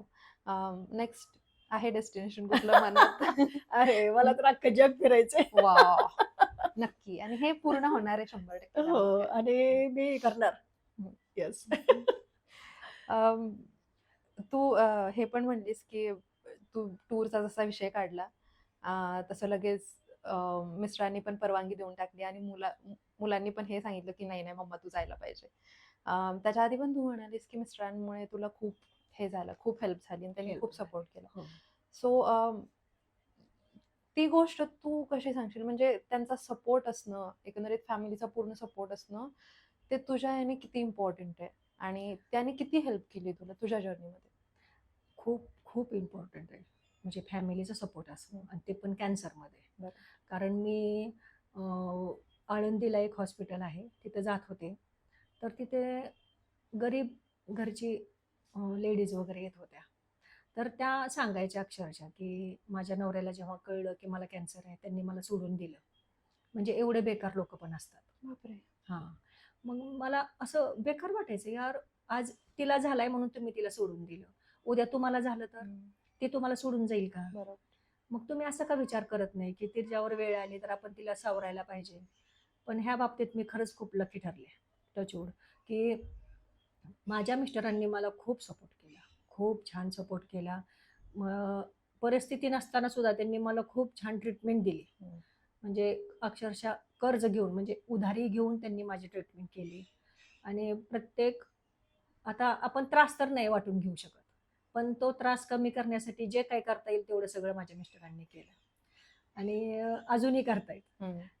अजून म्हणजे मला कधीच, आता म्हणजे परिस्थिती खूप चांगली झाली. हं. म्हणून मी एखादं काहीतरी त्यांना सांगितलंय आणि त्यांनी ते केलं नाही असं कधीच होत नाही. बरोबर. म्हणजे हे आता बाहेरच्या लोकांना पण हं. कळतं, की हं. हिनं काही एक गोष्ट मागितली, की ते तिला दिल्याशिवाय ते राहत नाही. हं. असं असतं. आणि त्याच्यामुळं कसं होतं माहिती का, एक मनामध्ये एक छान पॉझिटिव्ह एनर्जी निर्माण होते. जर आपल्या घरचीच माणसं आपल्याकडे जर नीट बघत नसले, तर आपल्याला एनर्जी कुठून येणार ना? बरोबर. एकतर आपण त्या दुखण्याने थकून गेलेला हं. असतो, दमून गेलेला असतो आणि घरची माणसं आपल्या संग नीट वागत नाहीत, तर मग ते खूप बेकार परिस्थिती निर्माण होते. हं. पण मला त्यांनी परिस्थिती कसलीही जाणवू दिली नाही. माझ्या फ्रुट्समधून किंवा माझ्या ह्याच्या खाण्यापिण्याच्या प्रत्येक गोष्टीत त्यांनी माझं लक्ष ठेवलं. आज काय संपलंय काही नाही. ते स्वतःहून जाऊन आणत होते आणि आणून ठेवत होते. हे ठेवलंय, ते ठेवलंय. त्यांचा जॉब असा होता त्यावेळेस ते जॉबला होते त्यावेळेस ते मार्केटिंग होते त्याच्यामुळे त्यांना कंटिन्यू फिरावं लागायचं. पण जायच्या अगोदर माझी सगळी तयारी ते करून देत होते. जे काही लागतंय ते सगळं आणून देत होते, करत होते. त्यांनी खूप म्हणजे खूप छान सपोर्ट दिला मला. वा. त्याच्यामुळंच म्हणजे पॉझिटिव्ह हां, राहिल्यामुळेच तर अर्धा आजार कमी कमी झाल्यासारखं झाला. असं हो, झालं ते. हो. अ, अ, जसा तुझा कॅन्सर झाला आणि म्हणजे कॅन्सर तुझा सुरू झाला, ती एक जर्नी तुझी अशी सुरू झाली आणि दुसरी सेम टाईमला मुलेही मोठी होत होती हं. त्याच वेळेस. मुलांना ही बातमी कशी सांगितली आणि तो सगळा एक्सपिरियन्स कसा होता, की तू कॅन्सरमधून पण जाते, तुला एवढा त्रास पण होतोय आणि सोबत मुलांनाही घडवायचंय कारण मिस्टर कामाच्या निमित्ताने बाहेर. बाहेर असायचे. सो तू एकटीच घरात त्यांच्यासोबत, मुलांसोबत खास करून. आणि असं म्हणलं जातं, की मुलींना शिकवायला जास्त लागत नाही. मुली होतात मोठ्या, हं. पण मुलांकडे लक्ष द्यावं लागतं. जास्त. सो तो सगळा एक्सपिरियन्स कसा होता? खूप म्हणजे त्रास तर खूप होत होता. पण माझी दोन्ही मुलं माझ्यावर खूप जीव लावतात, खूप. आणि कदाचित त्याच्यामुळं माझा त्रास बघून त्यांनी कधी वाईट वळणाला किंवा वाईट ह्याला गेले नाहीत. खूप चांगले जगले, म्हणजे खूप चांगले झाले ते हं. दोन्ही दोन्ही पण. मोठा मुलगा तर तो 2री-तिसरीतच होता. त्यावेळेस मला कॅन्सर झाला. पण त्याला कळत पण नव्हतं एवढं. पण हं. त्याला फक्त एवढं कळत होतं, की मम्माला त्रास होतोय. हं. एवढंच त्याला कळत होतं. कॅन्सर म्हणजे काय ते पण त्याला त्यावेळेस कळत नसेल, लहान असल्यामुळं. हं. आणि छोटा मुलगा तर 2-3 वर्षाचा होता त्याच्यामुळं त्याला तर काहीच माहिती नव्हतं. तो फक्त माझ्याजवळ झोपायला तरसायचा. पण माझं ऑपरेशन झाल्यामुळं माझ्याजवळ कोणी त्याला झोपू देत नव्हतं. पण त्या त्रास वेगळा आणि हे मुलांचं हे बघून अजून जास्त त्रास वाटायचा. पण त्यातून पण मुलांनी जेवढा कमी त्रास देता येईल तेवढा कमी त्रास मला त्यावेळेस दिला. आता छोटा तर 2-3 वर्षाचा होता त्याच्यामुळं आपण त्याच्याकडनं काही अपेक्षा नाही करू शकत, की त्याने बरोबर. मोठ्या माणसासारखं वागावं. पण किरण मात्र खूप छान तो एकदम असा सीनियर झाल्यासारखाच तो झाला एकदम. मॅच्युअर एकदम. मॅच्युअर हं. झाल्यासारखाच, की मग त्याने कधीच कोणत्याच गोष्टीसाठी मला त्रास नाही दिला. कधीच नाही आणि आता पण हं. त्रास देत नाही तो खूप छान. हं. खूप छान वाटलं. म्हणजे मला त्रास झाला बरं का, खूप त्रास झाला. पण मुलांनी पण त्याच्यातून व्यवस्थित हे गेले. अं, मुलांना सांगितलं होतं म्हणजे कधी सांगितलं? ज्यावेळेस ते मोठे झाले, की त्यांना समजून गेलं, की समजून आता गेलं त्यांना. अच्छा. म्हणजे ते सांगण्यासारखे पण नव्हते. बरं. एक 5-6, 7-8 वर्षाचा आणि एक 3 3-4 वर्षाचा. वर्षाचा. हं. त्याच्यामुळं त्यांना सांगून काही त्यांना समजलं नसतं. ओके. अं, मोठ्या मुलाने म्हणजे किरणने एन-डी-ए करावं, आर्मीमध्ये जावं, आर्मी एअरफोर्स. अ, हा पहिला टास्क तुझा होता सगळ्यात. हं, म्हणजे तू जास्त त्याला फोर्स करत हं. होती आणि त्यानंतर ऑब्व्हियसली त्याने ते पिकअप केलं. असं का होतं? म्हणजे काही असं विशेष कारण आहे त्याच्यामागे? हो. कारण माझा 2 नंबरचा भाऊ माधव, हं. तो नेव्हीमध्ये होता आणि तो अ, ड्युटीवर असतानाच तो गेला आणि डेथ झाली. त्याच्यामुळं आणि त्यावेळेस माझं नुकतंच लग्न झालं होतं आणि त्याच्यामुळं मला असं वाटायचं, की ज्यावेळेस माझा मुलगा होईल, त्यावेळेस मी त्याला डिफेन्समध्ये घालीन. म्हणजे नेव्ही म्हणा, आर्मी म्हणा, एअरफोर्स म्हणा, कुठं पण, पण मी त्याला डिफेन्समध्येच टाकणार असं मला त्यावेळेसपासून वाटायचं. म्हणजे तो अ, व्हायच्या अगोदरपासून मला ते वाटत होतं, की त्याने डिफेन्समध्ये जावं म्हणून. मुलगा एन-डी-ए पास झाला. त्यानंतर तो अ, पुढच्या त्याच्या ट्रेनिंगसाठी पण तो डेहराडूनला गेला होता आणि त्याच्या पासिंग आउट परेडसाठी त्यांनी तुम्हाला सगळ्यांना इन्व्हाईट केलं होतं. तो सगळा अनुभव कसा होता? म्हणजे ज्यावेळेस की आता पासिंग आउट परेड झाली त्याची आणि तो फायनली आर्मी त्याने जॉइन केली, लेफ्टनंट म्हणून ते पण. अ, म्हणजे एवढ्या मोठ्या पोस्टवर, एवढ्या लहान वयात त्याने ह्या सगळ्या गोष्टी केल्या. तो काय वाटत होतं त्यावेळेस, ज्यावेळेस तुम्ही ग्राउंडवर उभे होता? म्हणजे असं वाटलं का, की आत्तापर्यंत मी जे त्रास सहन केला, ज्या गोष्टी केल्या त्या सगळं सार्थ झालं? हां. अरे, तो अनुभव म्हणजे असं म्हणतात ना, एक म्हण आहे, की स्वर्ग 2 बोटावर राहिला. तो अनुभव होता. इतका छान, की म्हणजे आम्ही कल्पना पण करू शकत नाही. असं एक फ्रेंड ह्यांना भेटले होते माझ्या मिस्टरांना. ते म्हणत होते, की ते पी-ओ-पी घेऊन तुम्ही एखाद्या दुश्मनाला घेऊन जावा. तो तुमच्या प्रेमात पडेल. वाव. एवढी ती पी-ओ-पी आपली भारी असते हम्म. म्हणे. मग त्याच्यामुळं ते बघून असं वाटलं की चला यार आपण म्हणजे खूप मोठं काहीतरी म्हणजे आपणच खूप मोठं झालं हम्म. असं वाटलं. एवढं छान ना. आणि ज्यावेळेस आम्ही डेहराडूनला गेलो, तिथे आम्हाला स्पेशल ट्रीटमेंट, एक मोठ्या ऑफिसरचे आई-वडील म्हणून. एवढं छान की असं म्हणजे आम्हाला कधी जाणवलं पण नाही आपल्या साधारण आयुष्यामध्ये किंवा ह्याच्यामध्ये तिथं गेल्यावर. आणि सगळ्यात सुंदर क्षण म्हणजे त्या सगळ्या मुलांवर जेव्हा हेलिकॉप्टरमधून त्यांनी फुलांचा वर्षाव केला. वाव. एवढं छान वाटलं ना, बापरे! म्हणलं आपला म्हणजे आपण आपण खरंच काहीतरी पुण्य केलंय, की तो आपल्या पोटी जन्म घेतलाय त्याने. एवढं एवढं तो म्हणजे आनंदाचा क्षण म्हणजे एवढा होता ना, की तो बास. आणि ज्यावेळेस तो आला, येऊन त्याने आम्हाला सॅल्यूट केला.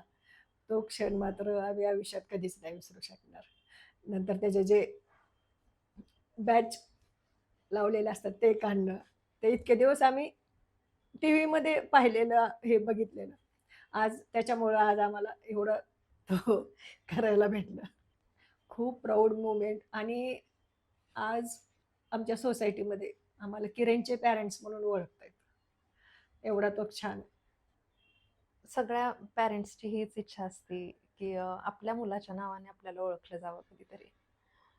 म्हणजे इव्हन तू सांगते पण मला असं ते शहारे येत आहेत अंगावर ते सगळे इमॅजिन करून की कसं राहिलं असतील सगळ्या गोष्टी. हो. काय चालू होतं मनामध्ये?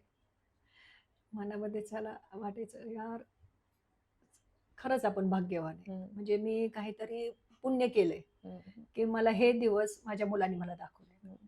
इतर वेळेस आपण दुसऱ्यांच्या मुलाचे बघतोय. आज माझा मुलगा, त्यांनी मला हे दिवस दाखवलेत. म्हणजे मी खरोखरच मला खूप नशिबान समजते मी स्वतःला. तो चूड. आणि तो स्वतः एवढा चांगला आहे ना, म्हणजे त्याचं लहानपणापासूनच आहे. तो ज्यावेळेस लहान होता त्यावेळेस परिस्थिती खूप बेकार होती. त्यांनी म्हणजे मी त्याला सीनियर, ज्युनियर के-जीला चालत घेऊन जायचे घरापासून त्या शाळेपर्यंत. हम्म. तर तिथून बाहेर पडल्यावर सगळी मुलं रडत-रडत त्या दुकानाला हात करायचे, "आम्हाला हे पाहिजे, आम्हाला कुरकुरे पाहिजेत, वेफर्स पाहिजेत," काहीतरी. पण हा एकटा मुलगा असा असायचा, की तो गपचूप माझा हात धरून खाली बघून पुढे जात होता. म्हणजे तो पहिल्यापासून, असं नाही की तो आत्ता 10वीच्या नंतर वगैरे त्यांनी हम्म. काहीतरी असं चालू केलंय. इव्हन मी ट्रेननी प्रवास करायचे. ट्रेनमध्ये सुद्धा काही जरी आलं, हम्म. तरी मला आठवतच नाही की किरणनी मला रडलाय किरण, की मला हे पाहिजे, मला ते ते पाहिजे. विकणारे जे येतात विकणारे ट्रेनवर काय-काय येतात. तो फक्त पाहायचा, पण त्याने कधीच मला म्हणला नाही, हट्ट की धरला नाही कधी. कधीच नाही, कधीच नाही पहिल्यापासून. आणि त्याचं पण कधी हे नाही झालं, की कसलीच हौस-मौज नाही झाली त्याच्या लहानपणापासून. कारण परिस्थिती पण तशी हम्म. नव्हती. हम्म. त्याला कोणतीच खेळणी वगैरे काहीच नव्हतं.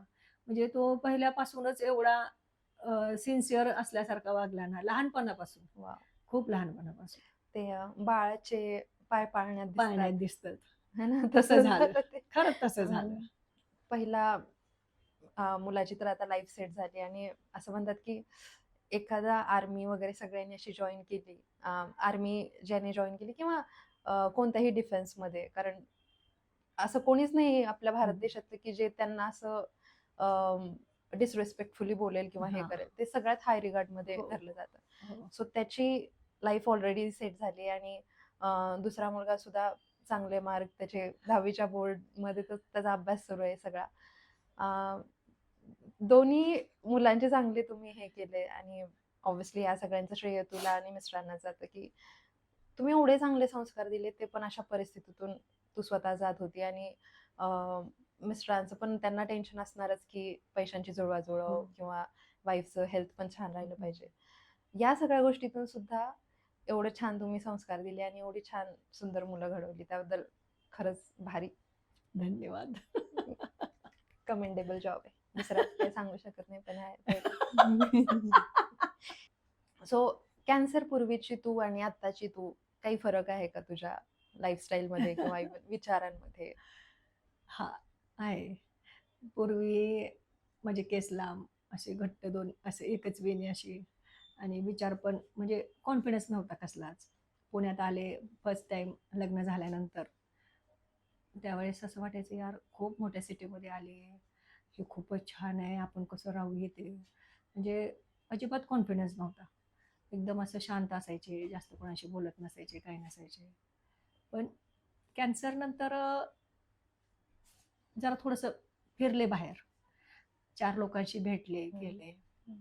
ऑटोमॅटिकली कॉन्फिडन्स पण वाढला माझा आणि एक जगण्याला एक वेगळी दिशा भेटली, की नाही बाबा आपण असं नाही जगलं पाहिजे.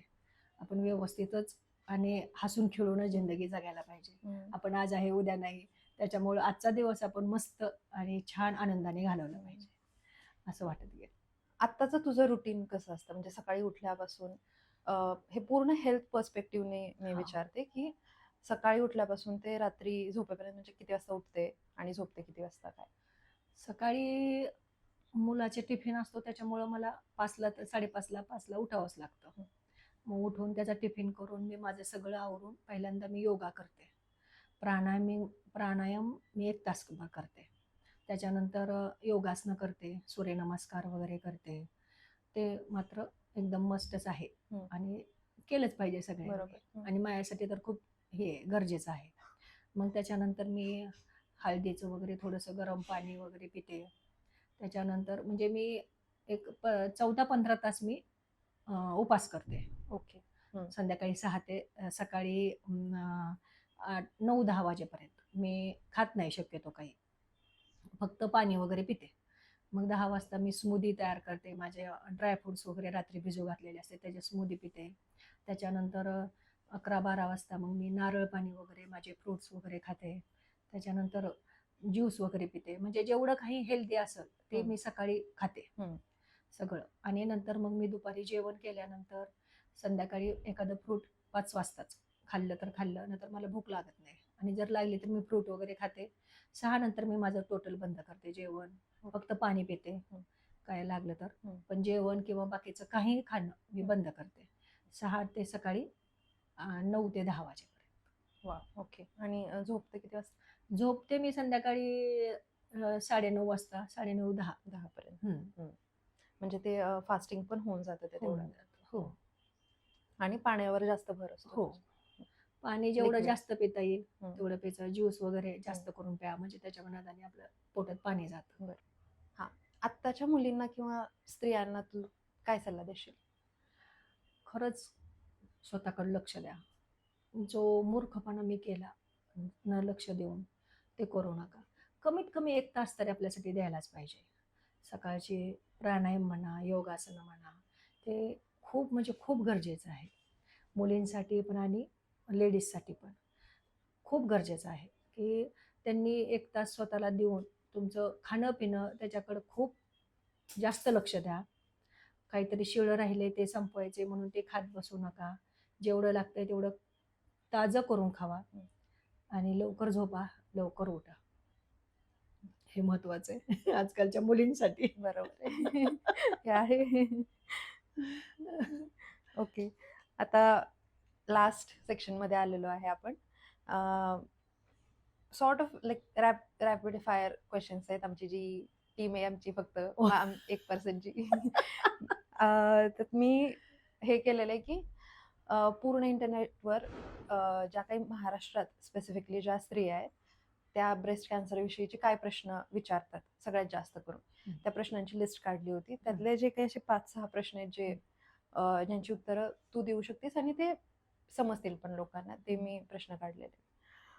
सो पहिला प्रश्न आहे की मला खूप भीती वाटते, स्ट्रॉंग कसं राहू? भीती सगळ्यांनाच वाटत असते. असं नाही की कोणी न घाबरत वगैरे असं कोणी नाहीये. पण शेवटी एक असा क्षण येतो की यार बस आता घाबरायचं. आता नाही घाबरायचं. आता आपण ह्याच्या संग लढायचंय. मग घाबरून लढण्यापेक्षा तुम्ही स्ट्रॉंग बना ना. तुम्ही स्ट्रॉंग बनून त्याच्या संग जास्त लढू शकता. त्याच्यामुळं घाबरून नका जाऊ. आणि मनातून जेवढी तुमची पॉझिटिव्ह एनर्जी असते ना, तेच तुम्हाला पुढे नेणार आहे. तुम्ही पॉझिटिव्ह विचार करत राहावा. म्हणजे तुम्हाला त्याच्यातून ती भीती पण कमी होईल आणि तुम्हाला लढण्याची प्रेरणा पण भेटेल. बरोबर आहे. तुझ्यासाठी ती पॉझिटिव्ह गोष्ट होती की तुझी मुलं लहान आहेत हो, आणि तुला मुलांचं सगळं छान मोठं हो, झालेलं, त्यांचा संसार म्हणजे सगळ्या गोष्टी हो, तुला छान बघायच्या. हो, सो मे बी ते पण काहीतरी असं शोधू शकतील त्यांच्या हो. आयुष्यात जे त्यांना पॉझिटिव्ह हां, प्रेरणा देईल. हो. ब्रेस्ट काढल्यानंतरही माझं स्त्रीत्व किंवा माझी ब्युटी ती कशी मेंटेन करू? काही सेल्फ हेल्प अशा टिप्स आहेत का तुझ्याकडे? हो, आहेत ना. आणि तसं आपल्याला कप वगैरे भेटतात आता. हम्म, आपण ते लावू शकतो हम्म. किंवा ते एवढं म्हणजे मॅटर पण हां. करत नाही आणि ते. ते मॅटर नाही करत, हम्म, की त्याच्यातून आता तुमची जर मुलं मोठी झाली असली तर ते काय तुम्हाला असून नसून ते एवढा उपयोग नाहीये त्याचा. बरोबर. हम्म, बरोबर आहे. मला ब्रेस्ट कॅन्सर आहे हे मी माझ्या मुलांना कसं समजावं? उलट जर तुम्ही मुलांना समजावून सांगितलं ना, तर ते तुमची पॉझिटिव्ह एनर्जी बनवू शकतात. ते तुम्हाला व्यवस्थित ट्रीट करू शकतात, की अशा वेळेस आहे ना, ज्यावेळेस आपण आजारी पडतो, त्यावेळेस आपल्याला वाटतं, की आपल्याला यार सगळ्यांनी असं विचारावं, हम्म, आपल्याला हे करावं. हम्म. तर ते मुलं तुम्हाला करू शकतात. उलट तुम्ही त्यांना नीट व्यवस्थित समजावून सांगितलं, तर ते तुमच्याबरोबर अजून जास्त चांगलं वागू शकतील. बरोबर आहे. सर्जरी केल्यावर नॉर्मल आयुष्य जगता येऊ शकतं का? हां, मी जगते. 3 वेळा सर्जरी झाली माझी. मी अजून छान जगते. केमोथेरपीमुळे केस जातातच का नेहमी आणि गेले तर ते किती वेळ लागतो, लाईक परत येतात का? आता तर असं आता पूर्वी म्हणजे 2013ला तर जात होते. हं. कंपल्सरी जात होते. पण एकदा केमो संपल्यानंतर परत यायला चालू होतात. अच्छा. म्हणजे तुम्ही जेवढ्या सायकल घेताल त्याच्या काहीतरी 6-12 अशा सायकल असतात. मग त्या सायकल संपल्यानंतर तुमची केस परत यायला चालू होतील. आणि आता तर अशी औषधं पण निघालेत, कारण माझं पण आता केमो चालूच असल्यासारखं आहे. पण माझी केस नाहीत गेले. ओ, ओके. हां, म्हणजे आता तेवढं ॲडव्हान्स झालेल्या आहेत सगळ्या ॲडव्हान्स झालंय गोष्टी. खूप. हो. अ, असे कोणते हॉस्पिटल्स किंवा संस्था जे कमी पैशांमध्ये किंवा जवळपास फ्रीमध्ये ट्रीटमेंट करून देतात? हो, आहे ना. आळंदीला इंद्रायणी हॉस्पिटल म्हणून आहे. ओके. तिथं जवळ-जवळ फुकट तुमची प्रत्येक ट्रीटमेंट कॅन्सरची हं. प्रत्येक ट्रीटमेंट होती. ओके. ऑपरेशन सुद्धा होतात तिथे. रेडिएशन आहे, केमो आहे, सगळं आहे तिथे. वाह! तुझी पण ट्रीटमेंट तिथं झाली होती. तू मेन्शन मी केलं. रेडिएशन तिथून घेतले होते. ओके. तुझ्या माहितीतले ब्रेस्ट कॅन्सरचे हॉस्पिटल्स कोणते जिथे तू ट्रीटमेंट घेतली? मी आपले रिलेटिव्हच होते ते. त्याच्यामुळे मी दिवान हॉस्पिटलला माझं ऑपरेट झालं हं.